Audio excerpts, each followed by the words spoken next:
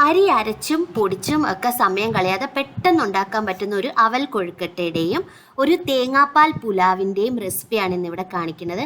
ഞാനിവിടെ 2 കപ്പ് വെള്ള അവലാണ് എടുത്തിരിക്കുന്നത്. നിങ്ങൾക്ക് വേണമെങ്കിൽ ചുമന്ന അവൽ വേണമെങ്കിലും ഉപയോഗിച്ച് ഇത് ഉണ്ടാക്കാം. അത് 2 കപ്പ് വെള്ളം ഒഴിച്ച് ഒന്ന് കഴുകിയിട്ട് ആ വെള്ളം ഒന്ന് നമുക്ക് ഊറ്റിക്കളഞ്ഞിട്ട് 1/2 കപ്പ് വെള്ളം വീണ്ടും നല്ല വെള്ളം വേണം ഇത് ഒഴിച്ചു കൊടുക്കാൻ. ഒഴിച്ചു കൊടുത്തിട്ട് നമുക്കിതൊന്ന് കുതിർക്കാൻ വെക്കാം 10 മിനിറ്റ്. 10 മിനിറ്റ് കഴിഞ്ഞിട്ട് നമുക്ക് മൂടി തുറക്കുമ്പോൾ നല്ലപോലെ അവൽ കുതിർന്നിട്ടുണ്ട്. ഇതിലേക്ക് 1 കൈ അളവ് തേങ്ങയും 2 ടീസ്പൂൺ ജീരകവും ആവശ്യത്തിന് ഉപ്പും ഇട്ട് കൊടുക്കണം. എന്നിട്ട് നല്ലതുപോലെ ഇതൊന്ന് മിക്സ് ചെയ്തിട്ട് നല്ലതുപോലെ ഒന്ന് കുഴയ്ക്കണം. നമ്മൾ ചപ്പാത്തി മാവൊക്കെ കുഴയ്ക്കത്തില്ലേ, അതേമാതിരി ഒന്ന് നല്ലതുപോലെ കുറച്ചൊരു ബലം പ്രയോഗിച്ചൊന്ന് കുഴച്ചെടുക്കണം. കുഴച്ചെടുത്തിട്ട് നമുക്ക് കുഴക്കട്ടയ്ക്ക് മാതിരി ഇതുപോലെ ഒന്ന് ഉരുട്ടിയെടുക്കാം.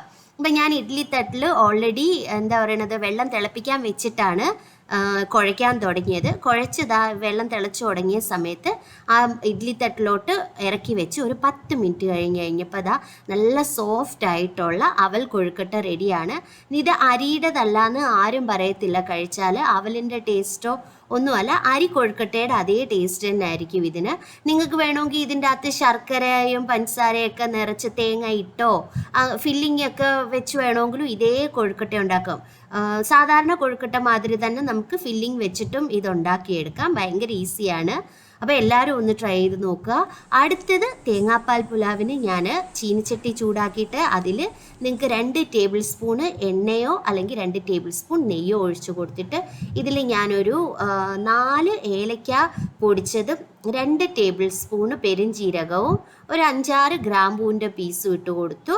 ഇതിലേക്ക് 2 വലിയ സവാള അല്ലെങ്കിൽ വലിയുള്ളി അരിഞ്ഞതിട്ട് ഒന്ന് വഴന്ന് വരുമ്പോൾ നിങ്ങൾക്ക് ഇഷ്ടമുള്ള പച്ചക്കറികൾ, അതായത് നമ്മൾ പറയൂലേ ക്യാരറ്റ്, ബീൻസ്, ഗ്രീൻ പീസ്, അങ്ങനെ ഇഷ്ടമുള്ള പച്ചക്കറികളെല്ലാം കൂടെ ഇട്ട് കൊടുത്തിട്ട് നമുക്കിതൊന്ന് നല്ലതുപോലെ വഴറ്റിയെടുക്കാം. ഇതിപ്പം ഞാൻ ലാസ്റ്റ് ഡിസംബറിൽ ഫ്രിഡ്ജിൽ സേവ് ചെയ്ത് വെച്ചിരുന്ന ഗ്രീൻ പീസാണിത്. ഇതിന് ഒരു 3-4 വീഡിയോയ്ക്ക് മുമ്പ് എങ്ങനെയാണ് ഗ്രീൻ പീസ് 1 വർഷത്തേക്ക് സേവ് ചെയ്ത് വെക്കേണ്ടതെന്നൊരു വീഡിയോ ഇട്ടിരുന്നു. ആ ഗ്രീൻ പീസാണ്. കളർ ഒട്ടും മാറാതെ നല്ല ഫ്രഷ് ആയിട്ടാണ്. ഇപ്പം നിങ്ങൾക്ക് കാണാൻ പറ്റും, അത് ഒട്ടും അതിൻ്റെ ഫ്രഷ്നെസ് പോയിട്ടില്ല. അത് നല്ലതുപോലെ ഒന്ന് വഴറ്റിയിട്ട് നമുക്കിതിലേക്ക് ആവശ്യത്തിന് ഉപ്പിട്ട് കൊടുക്കാം. ഉപ്പിട്ട് കൊടുത്തിട്ട് ഇത് വളരെ പെട്ടെന്ന് വഴന്ന് കിട്ടും ക്യാരറ്റും ഈ ഗ്രീൻ പീസും. ഇനി ഇതിലേക്ക് ഞാൻ 1 കപ്പ് തേങ്ങാപ്പാൽ ഒഴിച്ചു കൊടുക്കുകയാണ്.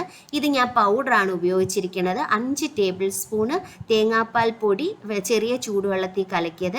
പിന്നെ ഒരു 1/4 കപ്പ് ആ പാത്രത്തിൽ കുറച്ച് തേങ്ങാപ്പാൽ ഉണ്ടായിരുന്നു, അതൊന്ന് നല്ലതുപോലെ മിക്സ് ആയിട്ട് ഇട്ടാൽ മതി. ഒരു 1/4 കപ്പ് വെള്ളം കൂടെ ചേർത്ത് കൊടുത്തിട്ടുണ്ട്. ഇനി 2 കപ്പ് ബാസ്മതി അരി വേവിച്ച് വെച്ചതാണിത്. അതും കൂടെ നമുക്ക് ഒന്ന് ഇട്ടിട്ട് നല്ലതുപോലെ ഒന്ന് ഇളക്കി കൊടുക്കാം. അപ്പോൾ നിങ്ങൾക്ക് തേങ്ങാപ്പാൽ കൂടുതൽ ഒഴിച്ച് കഴിഞ്ഞാൽ ഒരു നമുക്ക് ചെടിപ്പ് തോന്നുക എന്ന് പറയത്തില്ല, ഒരു മടുപ്പ് മാതിരി തോന്നും, മധുരം കൂടിയിട്ട്. അതുകൊണ്ട് അധികം ചേർക്കരുത്, ഒരു മധുരമൊക്കെ വരും. ഇത് ഏകദേശം 1 കപ്പ്, മാക്സിമം 1.5 കപ്പ് ഒന്നാം പാല് ഒഴിച്ചു കൊടുത്താൽ മതി. 2 കപ്പ് അരി, ഇതാണ് അതിൻ്റെ കണക്ക്. ഇനി എല്ലാം കൂടെ നമുക്കൊന്ന് മിക്സ് ചെയ്തിട്ട് ഒന്ന് 2 മിനിറ്റ് കഴിഞ്ഞ് അടച്ചു വെച്ച് ഒന്ന് സിമ്മിലിട്ട് വേവിക്കണം. 2 മിനിറ്റ് കഴിഞ്ഞിട്ട് ഇത് തുറന്നിട്ട് അതിലേക്ക് മല്ലിയില ഇട്ട് കൊടുക്കാം. ആവശ്യത്തിന് മല്ലിയില, ഞാനിത് ഏകദേശം 1 കൈ അളവാണ് മല്ലിയില ഇട്ടേക്കണത്. അത് നല്ലപോലെ ഒന്ന് മിക്സ് ചെയ്യാം. നിങ്ങൾക്കിത് കാണാൻ പറ്റുന്നുണ്ട്. മിക്സ് ചെയ്ത് കഴിഞ്ഞിട്ട് ഞാൻ വീണ്ടും അടച്ചു വെച്ചു. അപ്പോൾ മല്ലിയില ഇട്ട് 2 മിനിറ്റ് അടച്ചു വെച്ച് കഴിഞ്ഞിട്ട് 2 മിനിറ്റ് കഴിയുമ്പോൾ നല്ല തേങ്ങാപ്പാലിൻ്റെ മണം ഇങ്ങനെ നല്ലതുപോലെ മൂക്കിലടിക്കും. നല്ല തേങ്ങാപ്പാൽ പുലാവ് റെഡി ആയിട്ടുണ്ട്. ഫ്രൈഡ് റൈസ് മാതിരി ഒത്തിരി ഡ്രൈ ആവാൻ പാടില്ല. കുറച്ചുകൂടെ ഒരു വെന്ത് ആ വെള്ളം ആ തേങ്ങാപ്പാൽ വറ്റിപ്പോവാതെ കുറച്ചൊരു മോയ്സ്ചർ ഉള്ള മാതിരി വേണം. ഞാനിതിന് കടായി പനീറും സാലഡും ചമ്മന്തിയാണ് സൈഡ് ഡിഷായിട്ട് ഉണ്ടാക്കിയത്. അപ്പോൾ എല്ലാവരും ഇതൊന്ന് ട്രൈ ചെയ്ത് നോക്കുക.